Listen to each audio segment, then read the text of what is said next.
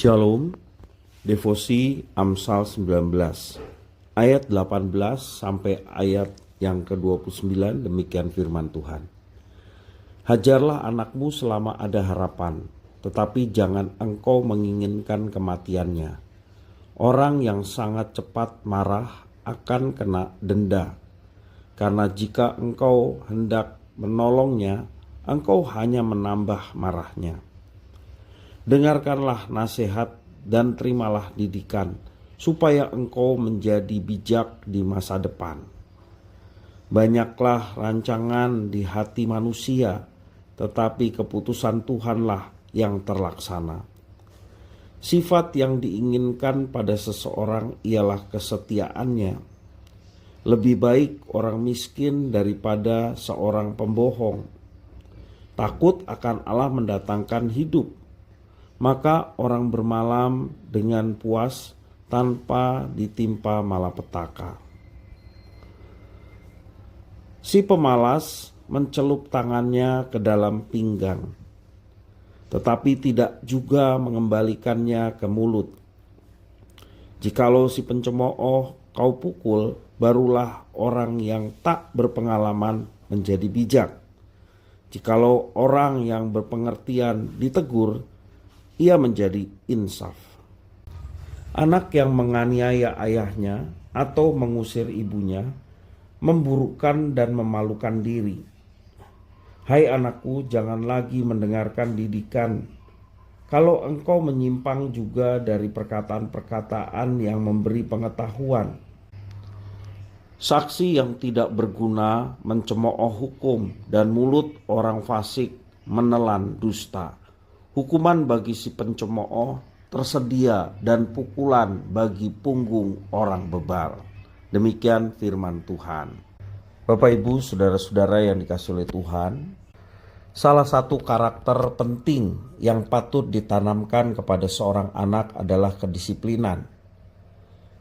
Ada pengalaman orang tua yang menerapkan kepada anaknya, salah satunya adalah sistem hadiah atau reward dan hukuman.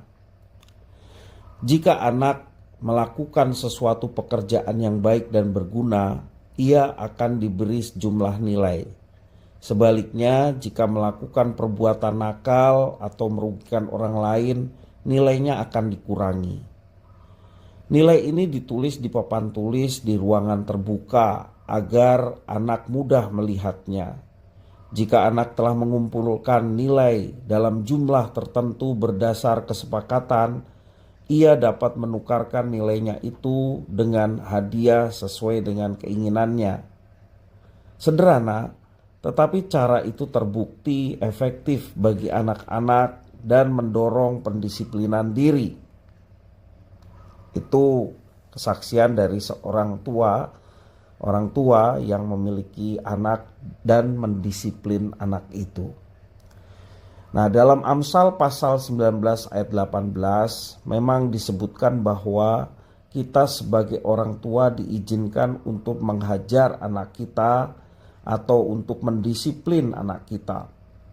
Tentu saja harus dengan porsi dan dalam situasi yang semestinya, sehingga tidak sampai melukai perasaan anak kita dan membuatnya menjadi tawar hati. Dalam perjanjian baru Kolose pasal 3 ayat 21, kita sebagai orang tua tidak boleh melukai hati anak kita dan membuat hatinya menjadi tawar. Juga dalam tradisi kuno Yahudi, beberapa hukuman dari pelanggaran Taurat berakibat hukuman mati.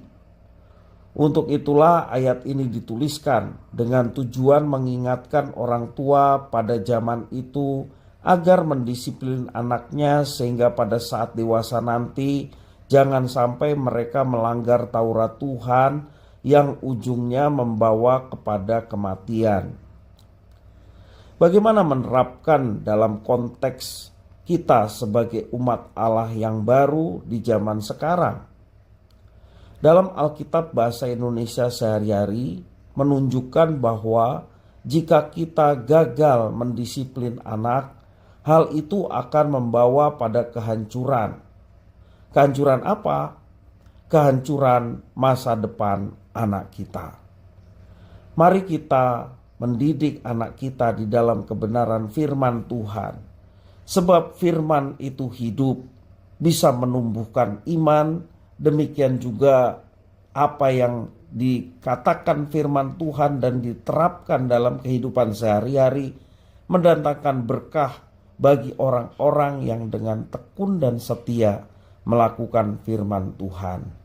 Mari kita melaksanakan firman Tuhan dalam hidup kita setiap hari, dan sebagai orang tua kita tidak lupa untuk mengajarkan nilai-nilai firman Tuhan itu supaya mereka sejak dini tertanam kebenaran firman dan mereka boleh menjadi anak-anak yang setia sebagaimana telah diberikan contoh dari orang tua yang setia kepada firman Tuhan.